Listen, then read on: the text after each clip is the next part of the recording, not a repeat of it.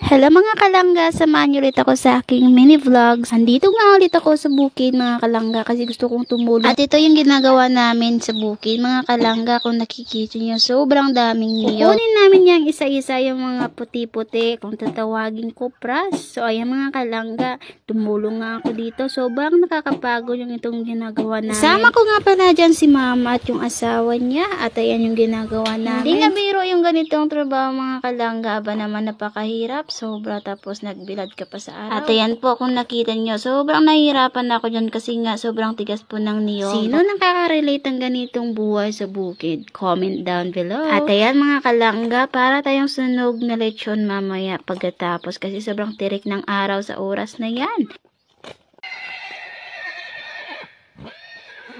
At ayan, napalingon tuloy ako sa likod, akala ko kung ano na nangyari. Aba naman, alaga nga po pala nila mama yung maingay na kabayo. At ayan po, naglipat nga ako sa kabila kasi po hindi po masyadong mainit. Aba naman, pagkatapos nito para tayong sunog na lechon. Ay, huwag naman. Ganyan nga po pala kadaming niyog ng aming kailangan trabaho at tapusin ngayong araw mga kalangga. Alas 10 nga ng umaga sa oras na yan mga kalangga. Tingnan nyo nga naman, napakatirik ng araw. Sobrang aga pala namin umalis kanina mga alas 7 pa ng umaga. At ayan, nagkape lang po kami at wala pa kaming almusal. Ba naman, fast forward. May saging nga pala dito mga kalangga at ayan, hinog na. Kain po tayo ng saging mga kalangga. Ito muna yung aking almusal. Kasi sobrang aga namin nagpunta dito sa bukid. Ayan, hindi kami nakapag-almusal, hindi nakapagluto si mama. Kasi po, sobrang aga po namin. At ayan, kasama nga po pala namin yung mga alaga naming aso. At ayan po, pagkatapos ko lang kumain ng saging, balik na naman po tayo sa ating trabaho, mga kalangga.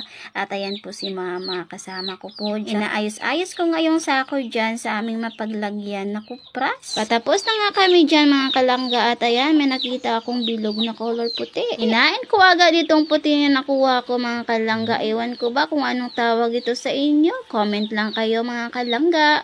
Balik na naman po tayo sa ating trabaho, ba naman hindi matapos-tapos? Ano nga matapos-tapos yung aming trabaho? Ayan, nagmamarites pa kaming dalawa ni mama, ba naman?